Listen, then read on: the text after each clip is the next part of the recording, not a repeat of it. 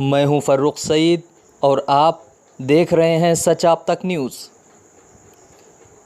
मुख्यमंत्री योगी आदित्यनाथ ने गोरखपुर एवं बस्ती मंडल में संचारी रोगों के नियंत्रण की समीक्षा। संचारी रोगों जेई, एईएस, कोविड-19 आदि पर नियंत्रण के लिए सभी विभाग आपस में समन्वय बनाकर कार्य करें तथा इससे बचाव के लिए लोगों को जागरूक करें। मुख्यमंत्री विभागीय समन्वय, बेहतर स्वास्थ्य सुविधाओं की उपलब्धता तथा प्रभावी सर्विलांस से संचारी रोगों के संक्रमण से मरीजों की जीवन रक्षा संभव। कोविड-19 संक्रमण सहित संचारी रोगों से बचाव व उपचार के लिए माइक्रो प्लान बनाकर कार्य किया जाए। जिलाधिकारी नियमित रूप से इसकी मॉनिटरिंग करें। कोविड-19 पर नियंत्रण के लिए कोविड हेल्प डेस्क बहुत उपयोगी। सभी क्षेत्रों में इसकी स्थापना सुनिश्चित करते हुए लोगों को जागरूक भी किया जाए। जनपद स्तर पर गठित टीम 11 के कार्यों की जिलाधिकारी नियमित रूप से करें निगरानी। स्वस्थ पेयजल के लिए पाइप पेयजल स्कीमों को प्रभावी रूप से लागू किया जाए। एम्बुलेंस सेवाओं को नियंत्रण कार्यशील रखा जाए। इस संबंध में शिथिलता बरतने वालों के विरुद्ध कड़ी कार्रवाई की जाए। स्वच्छता का वृहद अभियान चलाने के साथ ही गांव-गांव में निगरानी समितियां, स्वच्छाग्रहियों आदि को सक्रिय किया जाए। मुख्यमंत्री ने टीबी सर्वे हेतु संचालित बस का अवलोकन किया। मुख्यमंत्री ने उभरते रोग जनकों की जांच हेतु आईसीएमआर की BSL-2+ प्रयोगशाला की नई बिल्डिंग का उद्घाटन एवं अवलोकन किया। 100 शैय्या वार्ड का निरीक्षण कर NICU के बच्चों की स्वास्थ्य की जानकारी प्राप्त की।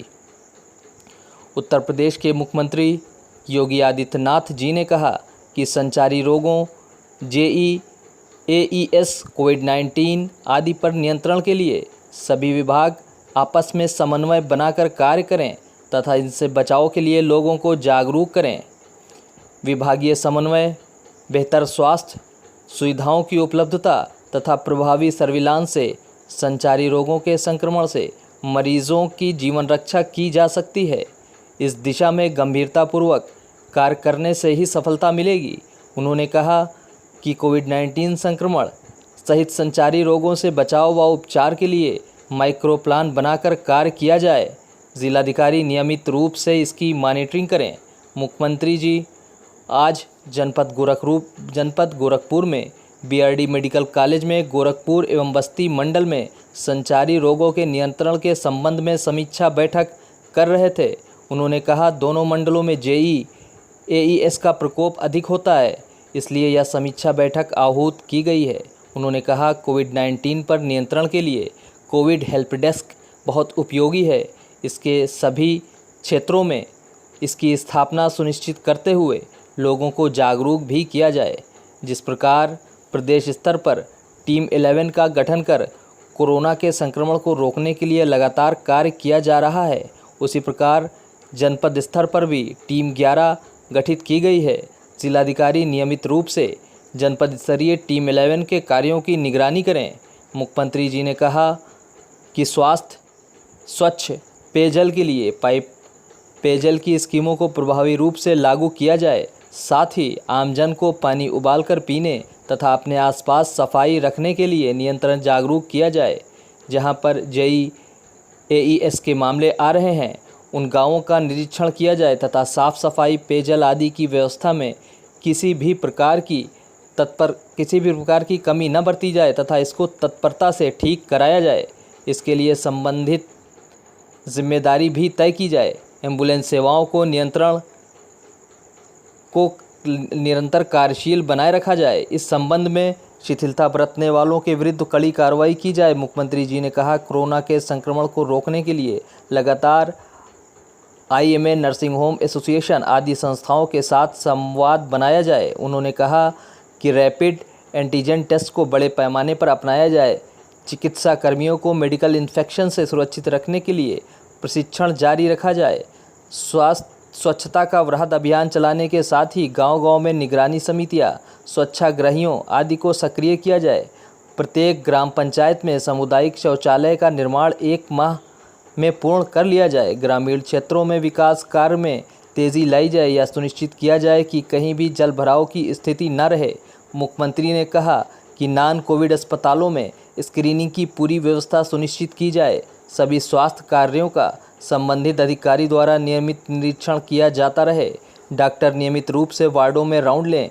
कोविड अस्पताल के इंचार्ज प्रतिदिन भर्ती मरीजों के स्वास्थ्य के बारे में उनके परिजनों को जानकारी देते रहें। मुख्यमंत्री ने कहा कि अनलॉक के दौरान शासन की गाइडलाइन का सख्ती से पालन सुनिश्चित कराया जाए। मुख्यमंत्री जी ने जिलाधिकारियों एवं मुख्य चिकित्सा अधिकारियों को निर्देशित किया कि जनपद स्तर पर एईएस से बचाव व उपचार की समुचित व्यवस्था सुनिश्चित की जाए। चिकित्सालयों में ऑक्सीजन की कमी न होने पाए, इसके बैकअप की भी व्यवस्था सुनिश्चित की जाए। मानव संसाधन की कमी को पूरा करने के लिए आवश्यक कार्रवाई की जाए। एईएस की टेस्टिंग की समुचित व्यवस्था की जाए। इसके लिए जनपद स्तर पर मास्टर ट्रेनर भी तैयार किए जाएं, जो जनपद स्तर पर लोगों को प्रशिक्षित करें। उन्होंने कहा कि इस बार सतर्कता और बेहतर तालमेल के साथ कार्य करके पिछले वर्षों से भी बेहतर परिणाम दें। मुख्यमंत्री ने कहा कि जेई व एईएस के मरीजों को संबंधित जनपद के etc centre, Piku, mini Piku जिला अस्पताल में समुचित उपचार उपलब्ध कराया जाए। मरीज सीधे बीआरडी मेडिकल कॉलेज में न आए। मेडिकल कॉलेज में गंभीर व रेफरल से आए मरीजों का इलाज किया जाए। यदि कोई मरीज़ सीधे बीआरडी मेडिकल कॉलेज आता है तो प्रधानाचार्य व मंडलायुक्त यह देखें कि मरीज़ किस ज़िले से आया है और मरीज़ का इलाज ज़िला अस्पताल, पीकू, मिनी पीकू, ईटीसी सेंटरों पर हुआ है कि नहीं। यदि मरीज़ सीधे मेडिकल कॉलेज आया है तो संबंधित की जवाबदेही भी तय की जाए।